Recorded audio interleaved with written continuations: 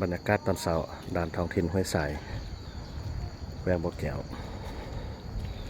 วิวงามงามพี่น้อง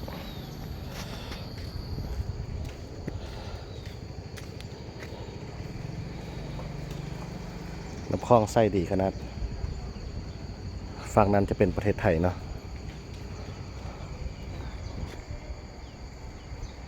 อำเภอเชียงของจังหวัดเชียงราย